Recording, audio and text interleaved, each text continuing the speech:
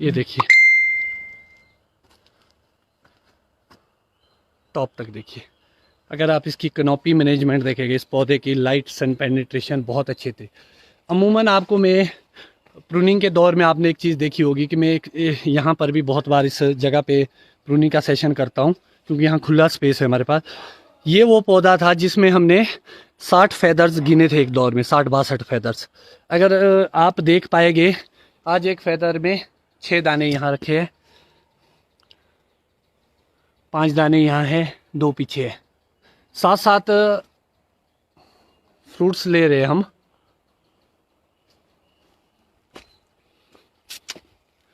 ये top graft किया था हमने लगभग 18-20 साल के पौधे में, सुपर चीफ का। इसमें तो बहुत हैवी क्रॉप लगी है, थिनिंग के बावजूद भी बहुत रह चुका था फ्रूट। और इसमें लगभग आपके 8 से 9 बॉक्स, बड़े वाले बॉक्स है इसमें अभी तक।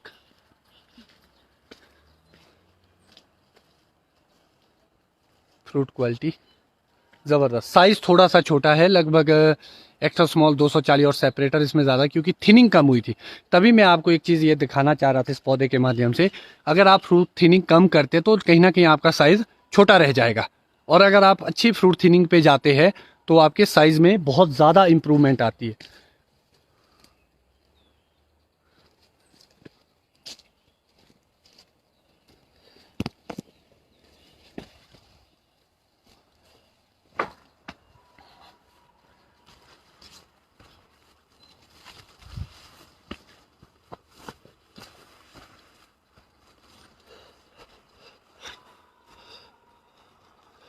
ये देखिए आप, रेड विलॉक्स एप्पल, ये 111 रूट स्टॉक पे लगाया गया था।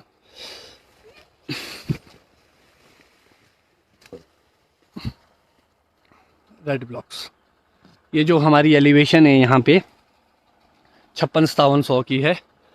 ये देखिए आप, Jeromine 111 tissue culture Pushp biotech से लिया गया था।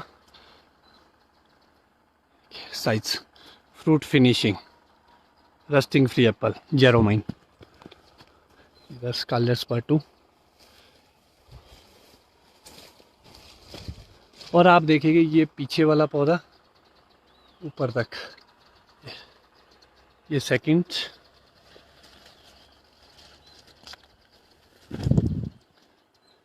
ये रेड ब्लॉक्स, ये 2 साल का पौधा हो चुका है और इसमें लगभग 30 के करीब फ्रूट्स रखे गए अभी। ये देखिए जेरोमाइन, ये भी रूट स्टॉक पे है 111 पे।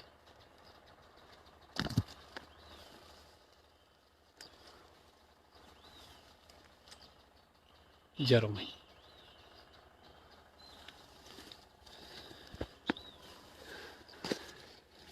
ये एक पौधा हमने ट्रायल के लिए मल्टी लीडर रखा था। क्वालिटी में कोई इशू नहीं।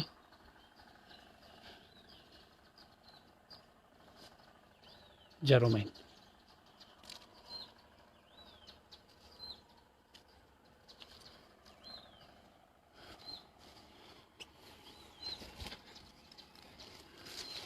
ये भी जेरोमाइन, आप देखेंगे एक्स्ट्रा लार्ज फ्रूट, बहुत बड़ा फ्रूट है। ये देखिए साइज, साइज बहुत अच्छा। एक डिफरेंस और देखिए यहाँ पे, ये रॉयल है हमारे जो ट्रेडिशनली है, और ये स्पर है। अब आप लोगों को देखना होगा कि आपको क्या लगाना है, वक्त की डिमांड क्या है, न्यू वैराइटीज़ है या नहीं है। ये हमारा रॉयल है और ये हमारा न्यू वैरायटी का हाई कलर स्टेज है।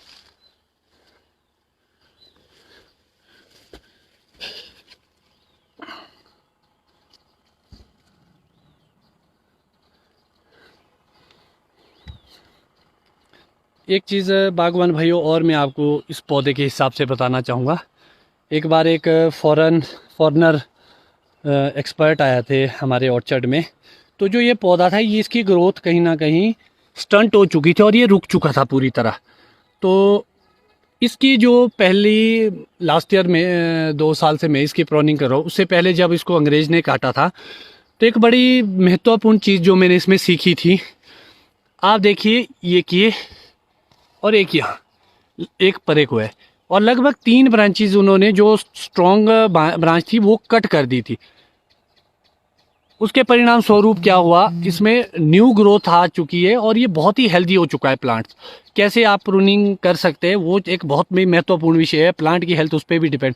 अब मैं आपको ये चीज़ बताना चाहूँगा, इसकी कैनोपी में अगर आप इसके फेदर्स गिनेंगे 1 2 3 4, ये देखिए नोचिंग विद पीजीआर से 4 5 6 7 8 9 10, यहाँ भी निकला 11 12 13 14।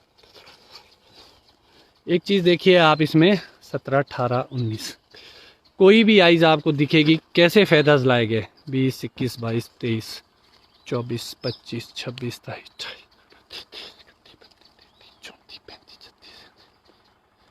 लगभग 42 फेदर्स लिए गए। आप देखेंगे इसमें, ये देखिए ये notching latex paint with PGR से किस तरीके से फेदर्स लिए गए। और आज आप इसकी ग्रोथ देखेंगे, लगभग ये वाला जो शूट है ये तो ऑलमोस्ट 4.5 फुट का पहुंच चुका है अभी तक। तो आप देखेंगे कि अगर एक अच्छी प्रूनिंग ट्रेनिंग होगी तो आपकी वेजिटेशन कहीं नहीं रुकेगी। ये बिल्कुल मरने वाला पौधा था और ये बिल्कुल से सरवाइव हो गया है। तो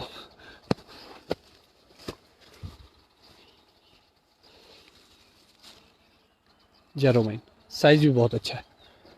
ये देखिए 111 पे लगभग इसमें मेरे हिसाब से एक बॉक्स से ऊपर का फल लगा है 5 साल में, अगर दानों के हिसाब से ले।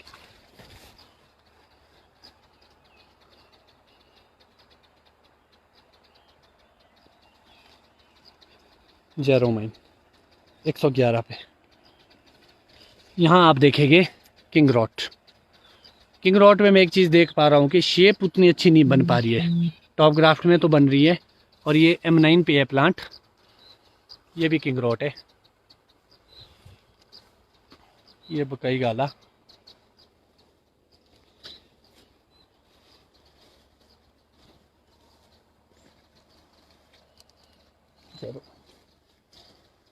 ये सीडलिंग पे जेरोमाइन।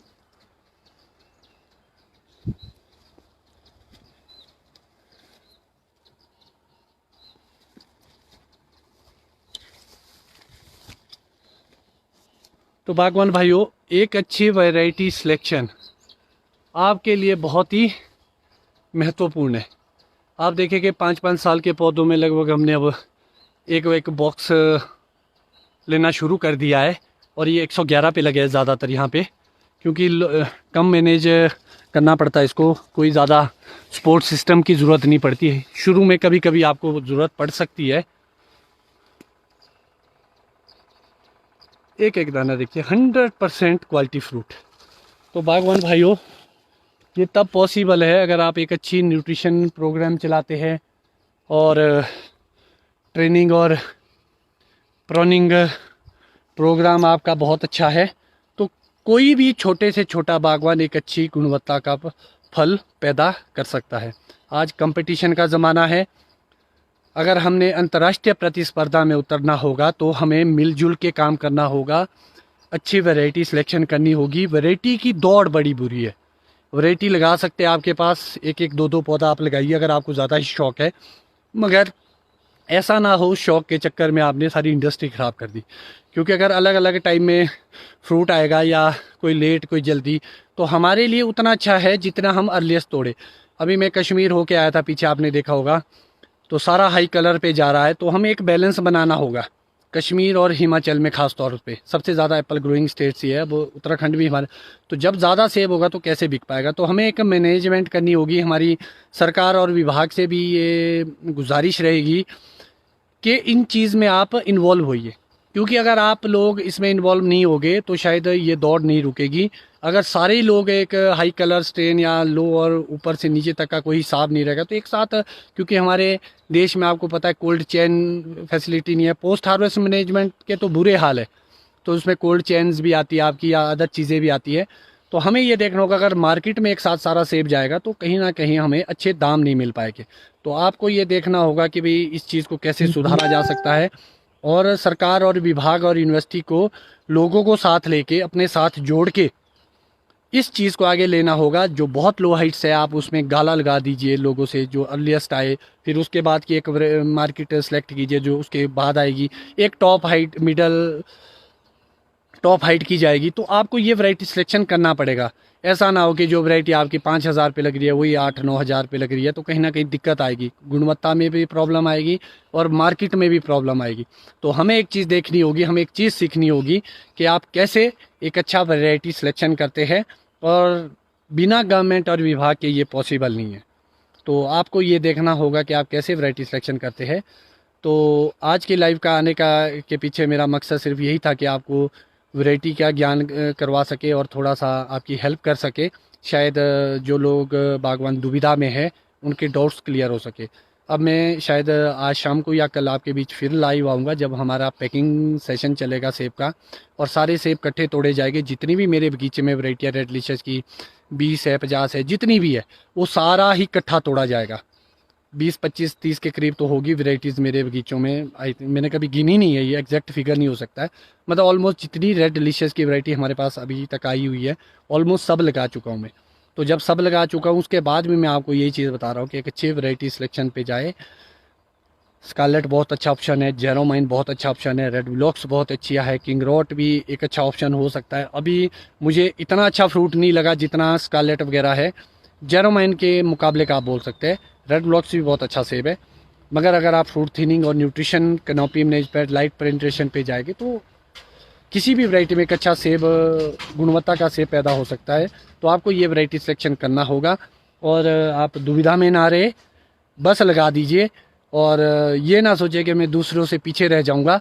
आज भी मैं आपको एक चीज़ बताना चाहूँगा, आए दिन आप लोगों के जहन में, क्योंकि मुझे बहुत सारे फ़ोन कॉल्स और मैसेजेस इसी के रिगार्डिंग आते हैं कि फ़लाने की फ़लानी वैरायटी इतने रेट में बिकी। तो भैया 8-10-15 बक्से से ऊपर किसी का नहीं है। किसी के 5 किलो के बक्से बिक रहे हैं, किसी के 10 डब्बे बिक रहे हैं। तो एक जो बल्क में जब आएगा वो एक अच्छी चीज़ हो सकती है। जो छोटे स्मॉल मार्जिनल फार्मर है अगर उनके थोड़े थोड़े उससे एक यूथ में एक नई ऊर्जा मिलेगी कि नई वैरायटी पे काम किया था इतना अच्छा बिका।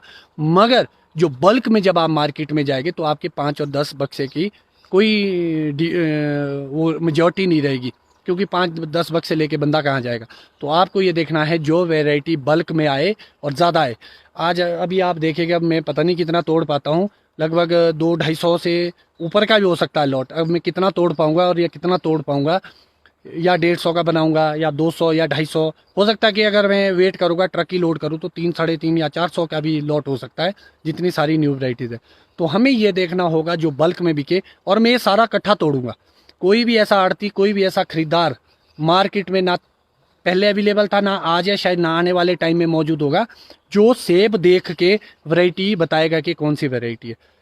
हमने रेड डिलीशियस उगाया, लाल सेब उगाया, तो लाल हम सारा मिक्स भरेंगे, उसमें सारी वेराइटीज़ मिक्स आएगी। तो आप देखेंगे कि क्या रेट बिकना तो किस्मत की बात है कि जिस दिन मैं मार्केट में जाऊँगा उस दिन की क्या टॉप मार्केट होगी, या मैं टॉप ले पाता हूँ या नहीं ले पाता हूँ। मगर अगर आप मिक्स करके वेराइटीज़ भरते हैं और इतना बड़ा लॉट बेचते हैं तो वो कहीं ना कहीं ज़्यादा वो पैसे देगा आपको। और आप लोग इस कन्फ्यूजन में ना रहे कि फलानी वैरायटी बहुत अच्छी होगी। नया नया चलता रहेगा, 9,000 से ऊपर वैरायटी है पूरी दुनिया में, आप क्या क्या लगाते रहेंगे। लाने वाला लाता रहेगा, बेचने वाला बेचता रहेगा। तो आप लोगों को एक किसान होने के नाते देखना होगा, आप एक नर्सरी के कारोबारी है, बडवुड के कारोबारी है, या किसी और चीज़ का कारोबार करते हैं, एक आप बागवान है, आप सिर्फ सेब पैदा करना, जो सेब पैदा करना चाहता उसके लिए वैरायटी की कोई टेंशन नहीं। नर्सरी मैन ज़रूर वैरायटी पे जाएगा, आपको प्रोवाइड करेगा, ये बहुत अच्छी बात है। मगर जो असली सिलेक्शन होगा, आप पीठ के पीछे देखिए, आपका सिलेक्शन लाल हो तो लाल पे जाइए, पीला है तो आप गोल्डन लगाइए, ग्रेनी में लगाना तो हरे पे जाइए। तो ये सिलेक्शन आपको करनी है। तो बागवान भाइयों, कंफ्यूज ना हो, और ये मेरा एक्सपीरियंस है इतनी सालों का, लगभग 2001-2 से हम न्यू वैराइटीज़ भी पैदा कर रहे हैं। तो आज तक अगर आज मैं ये बात बोल रहा हूँ तो आपको मैं ये श्योरिटी देता हूँ कि ये तथ्यहीन नहीं है, लाल से बिकता है। आज 99.95% फार्मर भी ऐसे हो गए जो सेब देख के वैरायटी सिलेक्शन नहीं कर पाएंगे। तो जिसने कंज्यूमर है, जिसने खाना है और जिसने खरीदना है, उसको क्या पता होगा सेब के बारे में। तो मेरा ये निवेदन रहेगा आप लोगों से कि एक अच्छा वैरायटी सिलेक्शन कीजिए और 1-2 वैरायटी से ज़्यादा पूरे बगीचों में ना लगाए। शौकिया तौर पर अगर किचन गार्डनिंग करनी है तो आपको 1-1, 2-2 पौधा अगर लगाना है तो एक छोटा सा ब्लॉक बनाइए, वहाँ आप ज़रूर सर्च कीजिए अपने हिसाब से। मैं ये नहीं बोलूँगा आप नहीं लगा सकते, आप मेरी सुनेगा, आप मेरी क्यों सुनेंगे, आपकी अपनी मर्जी है, आप अपनी लाइफ है।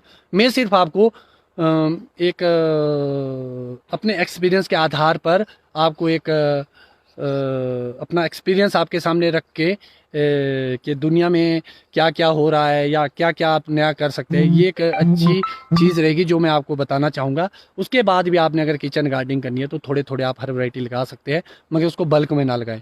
क्योंकि एक दौर में मैंने भी गाला वैरायटी कोई 6-7 लगाई थी, बाद में सारी कट डाउन करनी पड़ी क्योंकि उसमें टाइमिंग में फ़र्क आ रहा था। जब आपकी टाइमिंग में फ़र्क आता है तो आपके कहीं ना कहीं भेजने में, तोड़ने में बड़ी प्रॉब्लम आती है। अभी मैं यहाँ मौजूद हूँ, लगभग 12-15 लोग सेब तोड़ रहे हैं। अब उनको क्या पता कि कौन सी क्या वैरायटी है, क्या एक एक पेड़ करके हम तोड़ सकते हैं? क्योंकि खाली लैंड किसी के पास नहीं है, बहुत कम रह चुकी है जो एक खेत है। अब मतलब मिक्सिंग का काम हो रहा है, फिलिंग में लोग काम करें, सेकंड और थर्ड जहाँ पौधा सूखा वहाँ प्लांटेशन करें। तो जब आप इस तरह की फार्मिंग करते हैं तो आपको बड़ी प्रॉब्लम आएगी वैरायटी को तोड़ने में। अब गाला अगर आप 20 तरह का लगा लेंगे, कैसे तोड़ेंगे? लेबर के पास, एक एक पौधे के पास जाके आप कैसे मैनेज करेंगे इतने बड़े ऑर्चर्ड में? तो आपको ये देखना होगा कि एक वैरायटी सिलेक्शन 1 या 2 पे जाए, जिससे आप एक अच्छी चीज़ और एक अच्छी गुणवत्ता का सेब पैदा कर सकते हैं। बिकना लाल ही है, बाकी आप देख लो कि आपने क्या करना है। तो इन्हीं शब्दों के साथ मैं आपसे विदा लेना चाहूँगा। जय हिंद, जय भारत, जय हिमाचल, जय किसान, जय बागवान।